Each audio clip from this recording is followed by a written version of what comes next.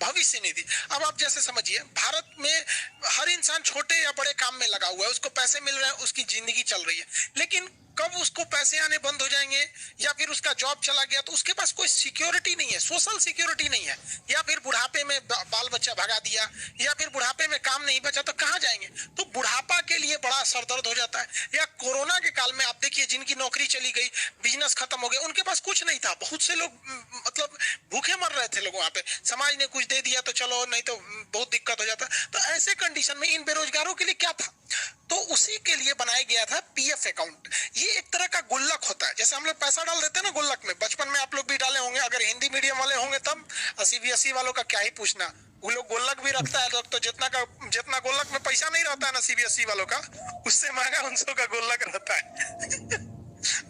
बल्कि दुनिया का ऐसा, हम लोग कहते हैं बचपन में हम लोग 1 रुपया खरीद के लाते थे, और घटता था ना तो उसमें से तनी निकाल लेते थे, पूरा नहीं, फोड़ देंगे तो खत्म हो जाए। तो ऐसे ही एक गुल्लक सरकार ने बनाया है, जिस गुल्लक को कहते हैं प्रोविडेंट फंड। अब बार बार प्रोविडेंट फंड या भविष्य निधि तो कहेंगे नहीं, इसलिए इसे क्या कहते हैं, पीएफ कहते हैं, प्रोविडेंट फंड शॉर्टकट में। अब हम इस प्रोविडेंट फंड के बारे में डिटेल से समझते हैं, है क्या ये। प्रोविडेंट फंड एक तरह का खाता है जो आपके अकाउंट में ऑटोमेटिक काट के उस गुल्लक में रख दिया जाता है। पीएफ क्या है, एक अकाउंट है, जैसे आपका saving account, current account, recurring account इस सब होता है, उसी तरह पीएफ अकाउंट होता है। ये एक ऑटोमेटिकली काट दिया जाता है ताकि आपके सोशल सिक्योरिटी हो सके, बुढ़ापा में किया जा सके। ये लॉन्ग टाइम के लिए होता है, ये नहीं कि आज रखे 2 साल बाद निकाल दे। बुढ़ापा वगैरह के लिए होता है, 10 साल, 20 साल, 40 साल, इस तरह बुढ़ापा के लिए लॉन्ग टाइम, एकदम सिक्योर मनी होता है। ये ना लूट सकता है ना कुछ, इसकी गारंटी सरकार लेती है, रिस्क फ्री होता है। जैसे शेयर मार्केट कैसे रिस्क वाला होता है, राजा बना देगा तो भिखारी बना देगा, उस तरह से होता है ये प्रोविडेंट फंड यानी पीएफ अकाउंट। अब ये पीएफ अकाउंट 2 टाइप का होता है। एक मतलब जो नौकरी करने वाले लोग हैं उनके लिए एम्प्लॉयड प्रोविडेंट फंड ईपीएफ, ई से एम्प्लॉयड, अब प्रोविडेंट फंड ईपीएफ हो गया। और एक जो नौकरी नहीं कर रहे हैं, कहीं थोड़ा बड़ा बिजनेस है, दुकान है वगैरह है, तो इन लोग के लिए, पब्लिक के लिए, आम पब्लिक के लिए भी एक प्रोविडेंट फंड है, पीपीएफ। तो आप देखिए, बार बार इतना मत समझिए, दोनों को पीएफ ही कहते हैं। पीएफ मतलब भविष्य निधि, बुढ़ापा या आने वाले वक्त में काम आता है। बस ये नौकरी करने वालों के लिए ईपीएफ होता है, और जो नौकरी वगैरह नहीं कर रहे हैं, छोटे मोटे दुकान है, बिजनेस व्यापार कर रहे हैं, उनको लिए पीपीएफ होता है। दोनों एक प्रकार है किसका, पीएफ अकाउंट का, इसलिए अमूमन दोनों को लोग पीएफ ही कहते हैं। हालांकि हम दोनों में अंतर बताएंगे कभी, लेकिन बीच बीच में हम पीएफ बोलेंगे तो आप समझिएगा। चलिए हम दोनों में अंतर समझ जाते हैं। ये है आपका ईपीएफ। ईपीएफ मतलब नौकरी करने वालों को, तो ईपीएफ में तो नौकरी वाले आ जाएंगे लोग, और पीपीएफ पब्लिक प्रोविडेंट फंड सामान्य पब्लिक आ जाएंगे लोग। समझिए अब दोनों में क्या अंतर है। ये कंपलसरी लगाना होता है, ये कंपलसरी उस व्यक्ति को जमा करना ही पड़ता है।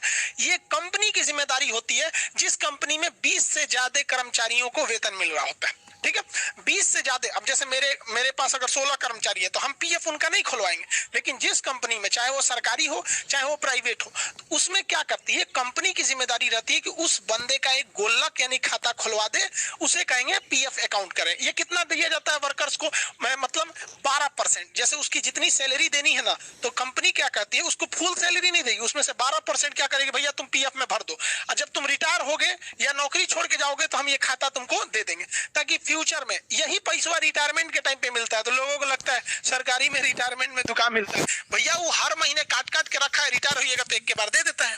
समझ में आ गया। ये नौकरी करने वालों को, ऐसा नहीं कि केवल सरकारी, जैसे आप जियो में काम करिएगा, टाटा में काम कीजिएगा, उसमें 20 से ज्यादा कर्मचारी होते हैं, तो उसमें आपका भी पीएफ अकाउंट खुलेगा। और आप एम्प्लॉय हैं तो आपके पीएफ अकाउंट के पहले क्या लगा दिया जाएगा, जैसे पीएफ तो प्रोविडेंट फंड हो गया, एम्प्लॉय है तो ईपीएफ हो जाएगा। लेकिन अगर वही आप आम पब्लिक है, सब्जी है, चाय की दुकान है, तो आप एक आम पब्लिक है, तो आपके प्रोविडेंट फंड यानी पीएफ अकाउंट के आगे पब्लिक लगा दीजिएगा, पब्लिक प्रोविडेंट फंड होगा। ये क्या है, ये ऑप्शनल है, कोई भी खुलवा सकता है। इसके लिए बस उसको चाहिए, इंडिविजुअल व्यक्ति कोई खुलवा सकता है जिसके पास इनकम है। बस शर्त यह है कि वो भारत में रह रहा होना चाहिए। अगर भारत के या अमेरिका में रह रहे हैं, काम करने आ रहे हैं, या जो सऊदी में काम करते हैं, वो लोग नहीं खुलवा सकते इसमें। ये आप समझ में क्या। अब बात आती है ये गोलकवा रहता कहाँ है, कहाँ गुल्लक रहता है। तो आम पब्लिक को कहा जाता है कि आम पब्लिक का जो पीपीएफ अकाउंट होता है, पीपीएफ, वो कहा जाता है कि आप या तो बैंक में खुलवा लीजिए या तो फिर आप पोस्ट ऑफिस में खुलवा लीजिए, आपके लिए कोई रोक टोक नहीं है, आप कहीं पे खुलवा सकते हैं। लेकिन जो कर्मचारी होते हैं, इंप्लॉय होते हैं, उनके लिए एक अलग बैंक है, वो उसको दुनिया के किसी आदमी से मतलब नहीं है, उसका काम है गुल्लक रखना, उसका नाम है ईपीएफओ। ई से हो गया तो ईपीएफ तो है, ओ लगा दीजिए, EP, employed provident fund organisation. EPFO EPFO एक ऑर्गेनाइजेशन है जिसका काम है, जो सरकारी या प्राइवेट कंपनी में जो काम करता है उसका पैसा अपने पास रखता है और कहता है हम रिटायरमेंट के टाइम देंगे। हम क्या देंगे? रिटायरमेंट के टाइम, और जितना दिए ना उसमें से और बढ़ा के देंगे। समझ में आ गया कि नहीं आ गया? तो बस अंतर यही होता है कि जो इंप्लॉय लोगों का अकाउंट खुलता है वो ईपीएफओ के अंडर में खुलता है, और जो पब्लिक, आम पब्लिक के लिए पीपीएफ खुलता है वो बैंक और पोस्ट ऑफिस में खुलता है। अब इसके लिए जिम्मेदार है श्रम मंत्रालय, उसके लिए श्रम मंत्रालय जिम्मेदार है, और इसके लिए बैंकिंग सिस्टम जिम्मेदार है यानी आरबीआई है। ये 12% आपकी सैलरी से काट लिया जाता है। इसमें आपको तो सैलरी मिल ही नहीं रही है तो 12% काटेगा क्या? अब आपका मन, आप हर महीने या हर साल आप 500 रुपया जमा कर दीजिए, या 500 से 1.5 लाख रुपया जमा कर सकते हैं। अब कोई सब्जी वाला है, अब वो सोचता है कि हमें 1 रुपया कर, मान के चलिए 2-2 रुपया के हिसाब से सोच रहा है, साल भर में उसका भी लगभग 700 रुपया हो जाएगा। उस हिसाब से वो साल भर में 500 से लेके 1.5 लाख रुपया तक जमा कर सकता है। बशर्ते अंतर क्या है, इसे पोस्ट ऑफिस या बैंक में जाके जमा करना पड़ेगा। और इंप्लॉय प्रोविडेंट फंड में क्या होता है, उसकी सैलरी से कंपनी खुद ही काट लेती है और कहती है कि देख तुमको 1 लाख, मान के चलो तुम्हारा 50,000 सैलरी है, तो 12% हम तुम्हारे में से डाल दिए किसमें? तुम्हारे ईपीएफओ के अकाउंट में। ईपीएफओ के अकाउंट में। समझ में आ गया कि नहीं आ गया? किसी को दिक्कत? इसमें जो ब्याज मिलता है वो 8 से 9% ब्याज मिलता है, यानी जितना पैसा जमा किए जब आपको सरकार लौटाएगी, ईपीएफओ लौटाएगी तो 8 से 9% ब्याज देगी। जबकि इसमें जो आम पब्लिक के लिए है, तो आम पब्लिक के लिए देख रहे हैं फिक्स भी नहीं है, कोई 500 दे रहा है, कोई 1.5 लाख दे रहा है, तो इसमें थोड़ा ब्याज कम मिलता है, उससे 1% कम। इसमें 7 से 8% ब्याज मिलता है, जबकि इसमें 8 से 9% ब्याज मिलता है। यानी ब्याज के हिसाब से देखिएगा तो इन दोनों के हिसाब से ये थोड़ा सा अच्छा ब्याज दे देता है, 1% ज्यादा दे देता है। और इन ब्याज की जो तुलना होती है प्रत्येक तिमाही होती है, हर 3 महीना पे ब्याज दर बढ़ाया घटाया जा सकता है। सरकार अगर ब्याज बढ़ा देती है तो आपको फायदा है, सरकार घटा देती है तो आपको घाटा हो जाता है। अगर सरकार कह दे कि हम 10% ब्याज देंगे तो आप ही के पैसों पे ज्यादा ब्याज मिल जाता है। उसके बाद देखिए ये कब कंप्लीट होता है, तो ये इंप्लॉई लोगों के लिए है। ये वाला प्रोविडेंट फंड जो है भविष्य निधि इंप्लॉई के लिए है, तो कहा जाता है इसकी मैच्योरिटी यानी ये कब पूरा होगा, जब आप रिटायर यानी सेवानिवृत्त होंगे तब। अब ये तो बिजनेसमैन या छोटे मोटे व्यापारी के लिए था, ये लोग तो रिटायर होते नहीं है बेचारे, तो इनको कहा गया है देखिए आपका टोटल पैसा जो है वो 15 साल बाद लौटाया जाएगा। आप कहेंगे काहे लौटा रहा है, तो सुनिए ध्यान से, आपका हर महीने जो 12% ईपीएफ के रूप में यानी पीएफ अकाउंट में कट रहा था, वो जब आप रिटायर होंगे ना तो उसमें 9%, 8 से 9% ब्याज जोड़ के वही आपको दे दिया जाएगा। समझ में आ गया? उसी को कहा जाता है रिटायरमेंट के बाद भी सरकारी में पैसा मिलता है। इसमें भी है, आप 15 साल तक जमा कीजिए और उसके बाद आपका जब 15 साल बाद निकालिएगा तो आपको 7 से 8% जो उस समय का रेट रहेगा उस रेट से आपको पैसे मिल जाएंगे। अब आप एक बार में निकालिए या उसमें महीना महीना बनवा दीजिए। वैसे रिटायरमेंट के टाइम पे आप एक बार में पैसा निकालिए, महीना महीना बहन बनवा दीजिए। लेकिन मान के चलिए कि कोई व्यक्ति है, वो सरकारी कर्मचारी है या प्राइवेट कर्मचारी, मान के चलिए प्राइवेट है, तो प्राइवेट भी एम्प्लॉय है तो उसका भी जो प्रोविडेंट फंड यानी पीएफ अकाउंट होगा वो तो एम्प्लॉय है तो ईपीएफ ही होगा। अब उसको बीच में पार्शियल विड्रॉल करना है, बीच में पैसा निकालना है, उसको रिटायरमेंट तक नहीं रखना है, तब तो कम से कम 5 साल बाद वो पार्शियल विड्रॉल कर सकता है। कम से कम 5 साल रखेगा। कब? एक कंडीशन है, उसके यहाँ शादी ब्याह पड़ गई बेटा बेटी का, या उसको दवा में इमरजेंसी आ गया, एजुकेशन के लिए लेना है, बेटा बेटी को पढ़ाना है, कहना है कि भैया इस सैलरी से नहीं हो रहा है हमारा है, थोड़ा सा दे दीजिए, लड़का का फीस जमा करना है, तो शादी, मेडिकल, एजुकेशन या इमरजेंसी में आप 5 साल बाद कुछ पैसा निकाल सकते हैं, पार्शियल विड्रॉल, ही नहीं कि पूरा निकाल लेंगे। इसमें भी सेम कंडीशन है, 5 साल बाद पार्शियल विड्रॉल कर सकते हैं। कितना अच्छा है, जैसे आप भी गुल्लक रखते हैं तो जब देखते हैं कि कुछ नहीं हो रहा तो पार्शियल विड्रॉल कर देते हैं, कुछ शिक्षा उच्चा डाल के इसे निकाल लेता है 1-2 रुपया आदमी, बचपन में निकाल लेता था। तो इसमें दोनों सेम होते हैं सर। इसकी सबसे बड़ी खासियत होती है इन दोनों की, ये दोनों की दोनों डेब्ट लायबिलिटी जीरो होती है। जैसे मान के चलिए कि मेरे पीएफ अकाउंट में यानी प्रोविडेंट फंड, अब वो पीएफ अकाउंट दोनों टाइप के हो सकते हैं, या अगर हम एम्प्लॉय हैं तो ईपीएफ और नॉर्मल पब्लिक है तो पीपीएफ, तो दोनों तो प्रोविडेंट फंड है ना पीएफ। मेरे पीएफ में 4 लाख रुपया है सपोज, और हम बैंक से कर्जा लिए हैं 5 लाख रुपया, और हमारा ना खेत है ना घर है ना कुछ है।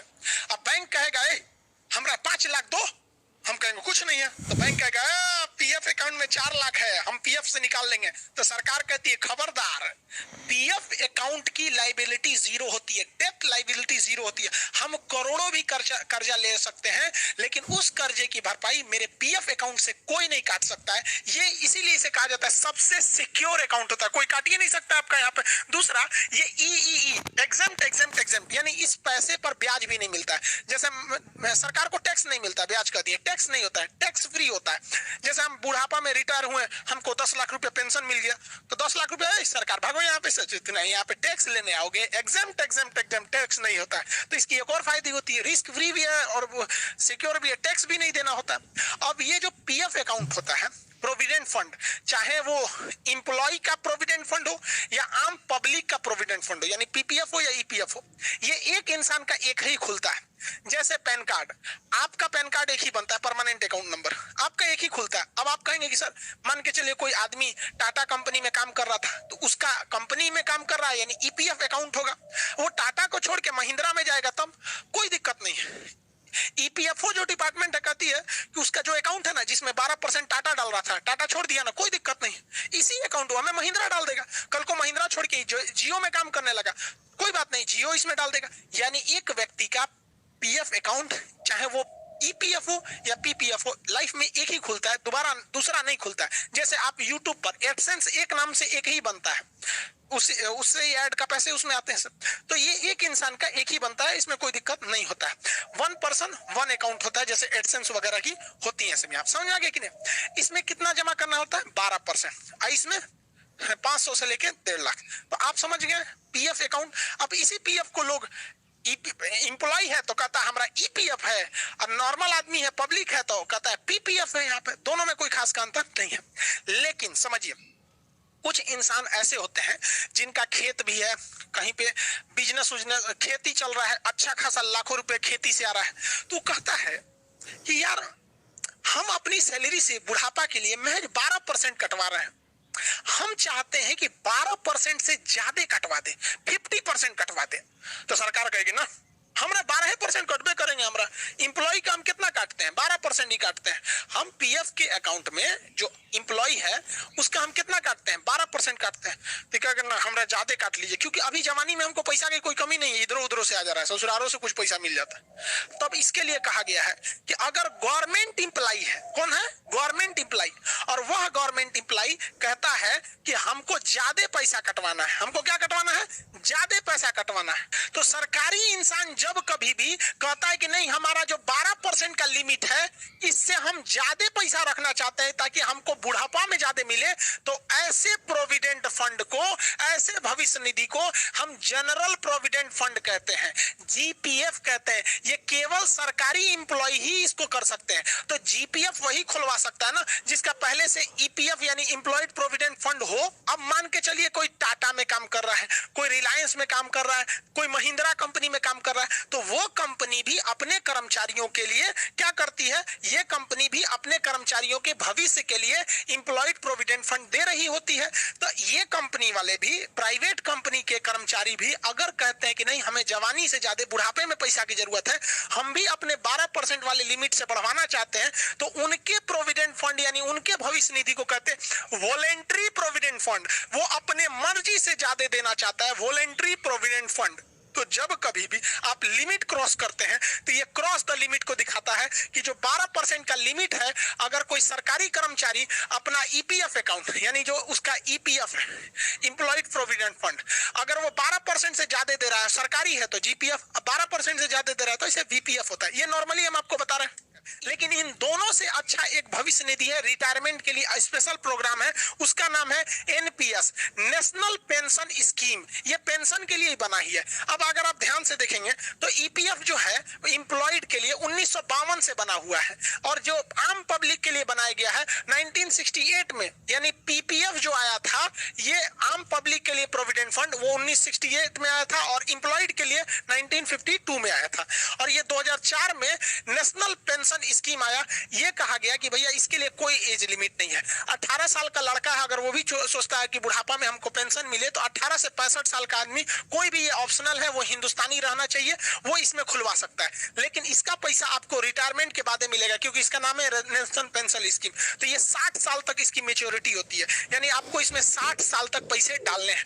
अब इसमें भी आप पार्शियल विड्रॉल कर सकते हैं। 5 साल बाद शादी पड़ गया, बाल बच्चों का इमरजेंसी आ गया, एजुकेशन में डालना है तो आप पार्शियल विड्रॉल कर सकते हैं। लेकिन सबसे मुश्किल पैसा निकालना है तो इसी में है। इसकी लिक्विडिटी एकदम लो होती है, ये आपको जल्दी पैसा पैसा निकालने नहीं देता है सब। जबकि देखिए, अगर आप पीपीएफ देखिएगा या ईपीएफ देखिएगा, यानी इन दोनों प्रोविडेंट फंड में, तो पार्शियल विड्रॉल थोड़ा इजी था, लेकिन इसमें पार्शियल विड्रॉल बहुत ही टफ होता है। क्यों टफ होता है? क्योंकि जब आप कभी भी इसमें पैसा डालते हैं ना, तो कंपनी क्या करती है, आपके पैसे को थोड़ा सा म्यूचुअल फंड में इन्वेस्ट कर देती है और कुछ बॉन्ड में इन्वेस्ट कर देती है। तो कंपनी कमाती है और आपको ज्यादा पैसा दे देती है।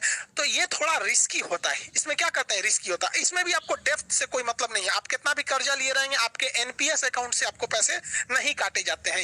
ये भी टैक्स फ्री होता है, एग्जेम्प्ट। इसमें लगभग आपको 10% रिटर्न मिल जाता है, 10%। जबकि आप याद कीजिए, जो आपका पब्लिक प्रोविडेंट फंड था आम पब्लिक के लिए, उसमें मैक्सिमम जो मिल रहा था आपका 8% था। इंप्लॉयड के लिए जो प्रोविडेंट फंड था ईपीएफ, उसमें 9% मिल रहा था मैक्सिमम, इसमें 10% मिल जाता है। देखिए, ग्रेच्युटी का मतलब होता है बोनस का पैसा जो पुराने कर्मचारियों को दिया जाता है।